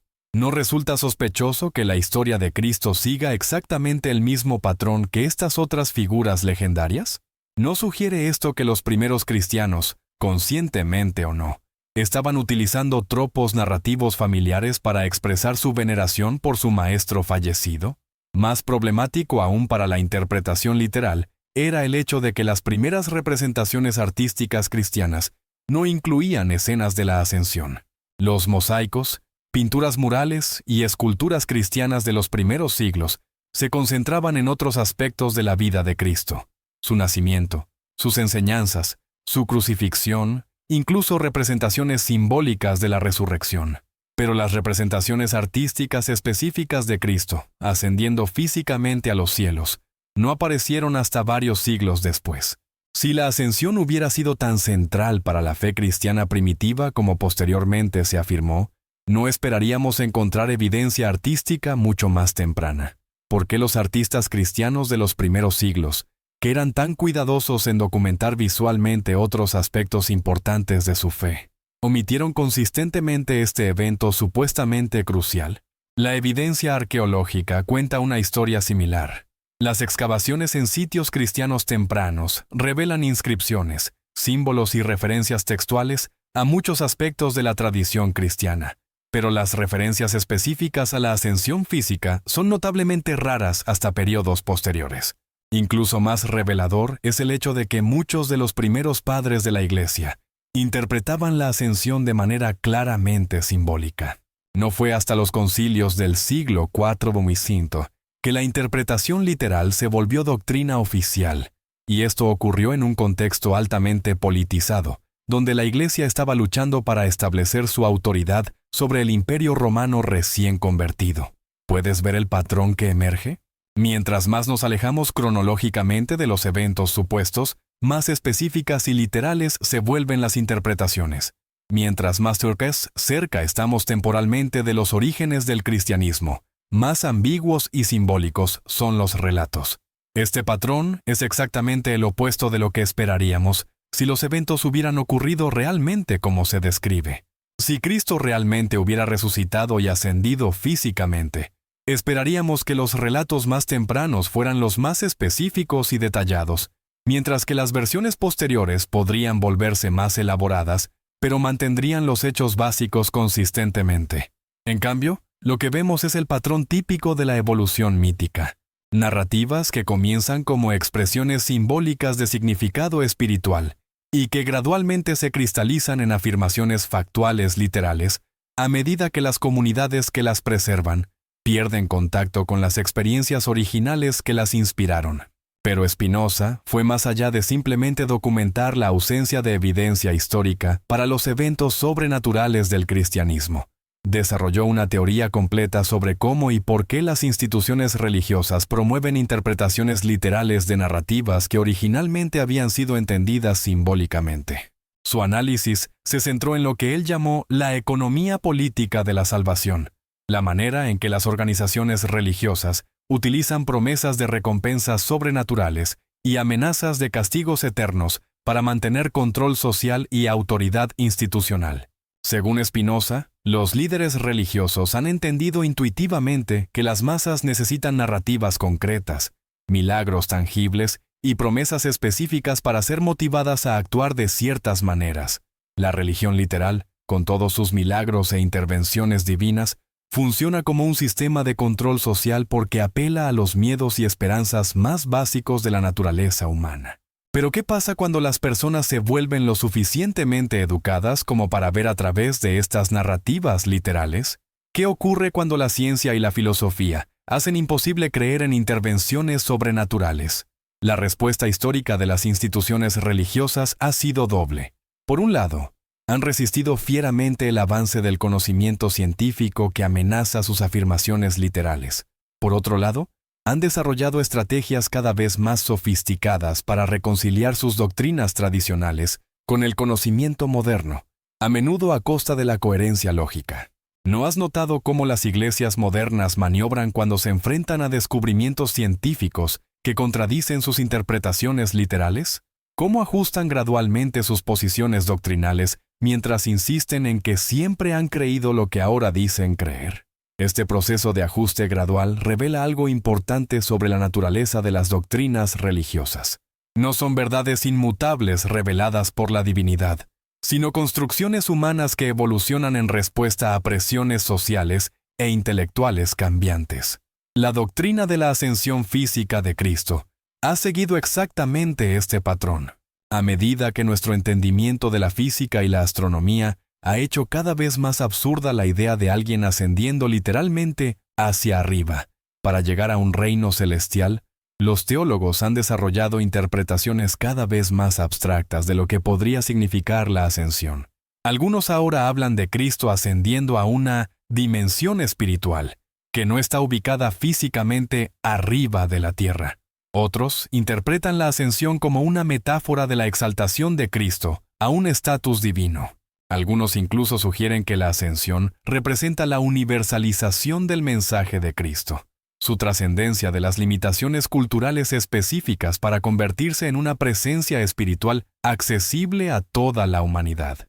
Pero ¿no son estas exactamente el tipo de interpretaciones simbólicas que Spinoza propuso hace más de 3 siglos?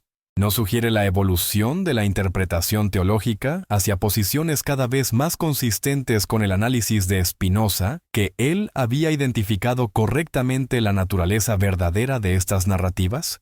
La diferencia crucial es que Spinoza tuvo la honestidad intelectual de reconocer explícitamente la naturaleza simbólica de estas narrativas, mientras que muchos teólogos modernos continúan insistiendo en que están interpretando eventos que realmente ocurrieron literalmente, incluso cuando sus interpretaciones han abandonado efectivamente cualquier contenido literal significativo. Esta falta de honestidad intelectual tiene consecuencias serias para la credibilidad de las instituciones religiosas en el mundo moderno. Cuando las personas educadas se dan cuenta de que los líderes religiosos están utilizando lenguaje que suena literal para describir interpretaciones que son efectivamente simbólicas, pierden confianza no solo en las afirmaciones específicas, sino en la integridad general de estas instituciones. ¿No sería más honesto y, en última instancia, más útil espiritualmente reconocer abiertamente que estas narrativas son expresiones simbólicas poderosas de verdades espirituales profundas, pero que no deben ser entendidas como reportajes históricos literales? Spinoza creía que esta honestidad era no solo posible sino esencial para el futuro de la espiritualidad humana. Argumentaba que mientras continuáramos insistiendo en interpretaciones literales de narrativas que violaban nuestro entendimiento racional del mundo natural, estaríamos creando una división artificial entre nuestra vida intelectual y nuestra vida espiritual que empobrecería ambas. Su propuesta alternativa era radical en su simplicidad.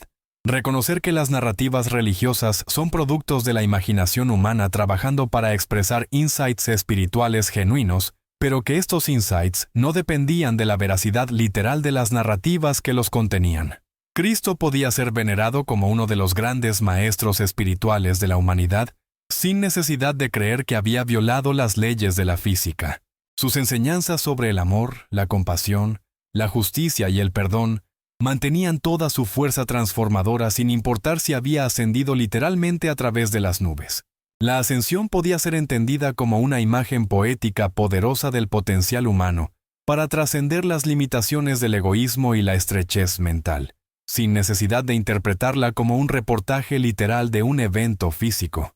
Pero ¿qué implicaciones prácticas tenía esta reinterpretación para la forma en que las personas vivían sus vidas y organizaban sus comunidades?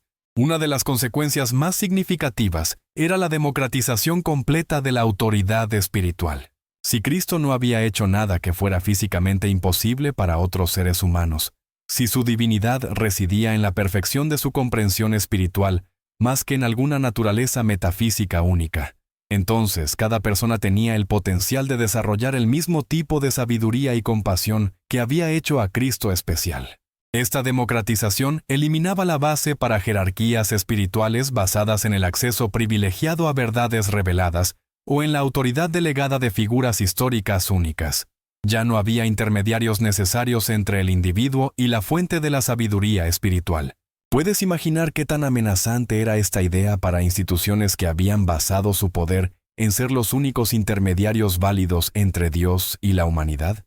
Si cada persona tenía acceso directo a la misma fuente de inspiración espiritual que había inspirado a Cristo, ¿qué autoridad especial tenían los sacerdotes, obispos, papas o cualquier otra jerarquía eclesiástica? Pero la democratización de la autoridad espiritual venía acompañada de una responsabilización completa de la vida espiritual individual. Ya no era posible depender de la intercesión de figuras salvadoras externas o de la membresía en instituciones que prometían salvación automática a cambio de obediencia doctrinal. Cada persona se convertía en completamente responsable de su propio crecimiento espiritual, de la realización de su propio potencial para la sabiduría y la compasión, de su propio trabajo hacia la comprensión más clara de su conexión con la totalidad de la existencia. Esta responsabilidad individual era simultáneamente liberadora y aterrorizante. Liberadora porque eliminaba todas las limitaciones artificiales sobre el crecimiento espiritual que las instituciones religiosas tradicionalmente habían impuesto. Aterrorizante porque eliminaba todas las garantías externas de salvación que estas mismas instituciones habían proporcionado. En el sistema de Spinoza, No había salvación fácil basada en la aceptación de doctrinas específicas o la participación en rituales prescritos. La salvación venía solo a través del trabajo duro de desarrollar la propia comprensión y compasión, hasta el punto donde se experimentaba visceralmente la conexión fundamental con toda la existencia. Puedes entender por qué este tipo de espiritualidad era mucho menos popular que las versiones que prometían salvación a cambio de creencia simple. ¿Por qué las masas preferirían sistemas que requerían solo obediencia doctrinal en lugar de desarrollo personal riguroso? Spinoza entendía perfectamente por qué su versión de la espiritualidad no se volvería dominante rápidamente. Reconocía que la mayoría de las personas, al menos inicialmente, preferirían la seguridad aparente de las autoridades externas a la incertidumbre de la investigación personal. Pero también creía que la evolución intelectual de la humanidad haría eventualmente inevitables las interpretaciones más sofisticadas de la religión. A medida que más personas adquirieran educación científica y filosófica, se volverían incapaces de aceptar interpretaciones literales de narrativas sobrenaturales, pero esto no significaba que perderían toda conexión con las dimensiones espirituales de la existencia. ¿No es exactamente esto lo que vemos ocurriendo en el mundo moderno? ¿No tenemos millones de personas que se describen a sí mismas como espirituales pero no religiosas, buscando formas de conectarse con algo más grande que ellas mismas, pero incapaces de aceptar las doctrinas literales de las tradiciones religiosas organizadas?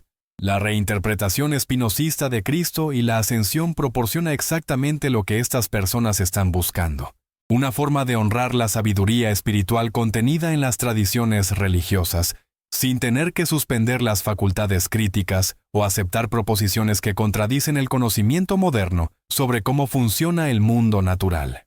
Pero las implicaciones del análisis de Spinoza se extienden más allá de cuestiones de espiritualidad personal, hacia preguntas sobre la organización social y política. Si las instituciones religiosas han basado tradicionalmente su autoridad en afirmaciones sobrenaturales que no pueden ser sostenidas intelectualmente, ¿qué tipo de instituciones deberían reemplazarlas para proporcionar orientación moral y cohesión comunitaria? Spinoza no creía que la sociedad pudiera funcionar sin algún tipo de marco moral compartido, pero argumentaba que este marco debería estar basado en la comprensión racional de lo que promueve el bienestar humano, en lugar de estar basado en mandatos divinos supuestamente revelados. Su propuesta era desarrollar lo que él llamaba religión universal, un conjunto de principios éticos que podían ser derivados racionalmente, y que, por lo tanto, podían ser aceptados por personas de todos los trasfondos culturales y religiosos, sin requerir que abandonaran su honestidad intelectual. Esta religión universal se centraría en principios como la justicia, la compasión, la honestidad y la responsabilidad mutua, valores que pueden ser justificados sobre bases racionales porque promueven claramente el bienestar individual y social. ¿No es fascinante que Spinoza anticipara por más de 3 siglos el tipo de ética global secularizada que muchos pensadores modernos consideran necesaria para abordar desafíos que trascienden las divisiones religiosas tradicionales, como el cambio climático, la pobreza global y el desarrollo de tecnologías potencialmente peligrosas? La diferencia crucial entre la religión universal de Spinoza y muchas versiones modernas de ética secular es que Spinoza mantenía un profundo sentido de lo sagrado. Su ética no era simplemente una cuestión de conveniencia práctica o contrato social. Estaba enraizada en una comprensión mística profunda de nuestra conexión fundamental con la totalidad de la existencia. En su sistema, actuar éticamente no era simplemente una cuestión de seguir reglas diseñadas para minimizar el conflicto social. Era una expresión natural de la comprensión de que dañar a otros es literalmente dañarse a uno mismo, porque en el nivel más profundo de la realidad, no hay separación real entre uno mismo y los otros. Esta comprensión generaba lo que Spinoza llamaba amor intelectual de Dios, no una emoción sentimental dirigida hacia una figura paterna, sino una respuesta racional e integral a la comprensión de nuestra participación en la perfección infinita de la existencia misma. Puedes ver cómo esta forma de espiritualidad es simultáneamente más rigurosa intelectualmente y más profunda emocionalmente que las versiones tradicionales basadas en obediencia a las autoridades externas. Es más rigurosa intelectualmente, porque no requiere suspensión de las facultades críticas o aceptación de proposiciones que contradicen el conocimiento científico. Es más profunda emocionalmente, porque conecta directamente con la fuente misma de toda existencia, en lugar de depender de intermediarios institucionales. Pero tal vez lo más importante es que esta forma de espiritualidad es inherentemente inclusiva. No requiere que las personas abandonen sus tradiciones culturales específicas o que adopten creencias doctrinales particulares. Puede ser desarrollada dentro de cualquier contexto cultural por cualquier persona que esté dispuesta a trabajar seriamente en desarrollar su comprensión y compasión. Cristo, en esta interpretación, se convierte no en el único salvador de la humanidad, sino en uno de los ejemplos más claros de lo que es posible cuando un ser humano desarrolla completamente su potencial espiritual. Su ascensión se convierte no en un evento único e irrepetible, sino en un símbolo del viaje espiritual que está disponible para cada uno de nosotros. La pregunta que nos deja Spinoza es si tenemos el valor de emprender este viaje sin las garantías reconfortantes pero falsas que las interpretaciones literales tradicionales han proporcionado. Podemos encontrar en nosotros mismos la honestidad intelectual para reconocer que las narrativas más sagradas de nuestras tradiciones podrían ser expresiones simbólicas de verdades espirituales profundas, pero no reportajes históricos literales. Tenemos la madurez espiritual para asumir responsabilidad completa por nuestro propio crecimiento hacia la sabiduría y la compasión, sin depender de promesas de intercesión divina o salvación institucional. Podemos desarrollar una forma de espiritualidad que sea tanto intelectualmente honesta como profundamente transformadora, que honre lo mejor de nuestras tradiciones religiosas, mientras abandona todo lo que es simplemente supersticioso. Estas son las preguntas que el análisis de Spinoza sobre la ascensión de Cristo nos invita a considerar. No son preguntas fáciles, y sus respuestas podrían requerir que reconsideremos algunos de nuestros supuestos más fundamentales sobre la religión, la espiritualidad y la naturaleza de la autoridad. Pero si tenemos el valor de abordar estas preguntas honestamente, podríamos descubrir que no perdemos nada de valor real, mientras ganamos algo mucho más precioso. Una forma de relacionarnos con lo sagrado que es simultáneamente intelectualmente rigurosa y espiritualmente liberadora. La verdadera ascensión, según Spinoza, no es la elevación física de un individuo particular por encima de las leyes naturales. Es la elevación de toda la conciencia humana hacia niveles más altos de comprensión, compasión y conexión con la fuente misma de toda existencia. Esta ascensión está disponible para cada uno de nosotros. No requiere intermediarios especiales, creencias doctrinales particulares o membresía en instituciones específicas. Requiere solo la voluntad de aplicar honestamente nuestras facultades más elevadas al misterio de nuestra propia existencia y la disciplina para trabajar consistentemente en el desarrollo de nuestra capacidad para la sabiduría y la compasión. ¿Estás preparado para esta ascensión? ¿Tienes el valor de seguir las implicaciones de la investigación racional sin importar hacia dónde te conduzcan? ¿Puedes encontrar en ti mismo la misma integridad intelectual que convirtió a un joven pulidor de lentes de Ámsterdam en uno de los pensadores más influyentes de la historia occidental? La elección, como siempre, es completamente tuya. Pero recuerda, la verdad no teme la investigación honesta. Solo la mentira necesita protección contra el escrutinio crítico. Y si nuestras creencias más sagradas no pueden resistir el análisis riguroso, entonces tal vez es hora de preguntarnos si realmente merecen ser consideradas sagradas. Al final, lo que Spinoza nos ofrece no es la destrucción de lo sagrado, sino su liberación de las limitaciones artificiales que las interpretaciones literales han impuesto sobre él. Nos invita a una forma de espiritualidad que es tan vasta como el universo mismo y tan íntima como nuestra propia conciencia más profunda. Esta es la verdadera herencia que nos dejó aquel joven hereje de Ámsterdam. No la negación de lo divino, sino una comprensión de lo divino tan profunda y universal que trasciende todas las divisiones sectarias y todas las limitaciones institucionales. Tenemos el valor de reclamar esta herencia. Podemos liberarnos de las cadenas doradas de la ortodoxia para abrazar la libertad aterrorizante y exhilarante del pensamiento verdaderamente libre. La respuesta determinará no solo nuestro propio futuro espiritual, sino el futuro de la espiritualidad humana misma, en una era donde el conocimiento científico hace cada vez más imposible sostener interpretaciones literales de lo sobrenatural, pero donde la necesidad humana de conexión con lo sagrado permanece tan fuerte como siempre. Spinoza nos mostró el camino. Ahora depende de nosotros decidir si tenemos el valor de seguirlo hacia donde nos conduzca, sin importar cuán incómodas puedan ser las verdades que descubramos en el viaje.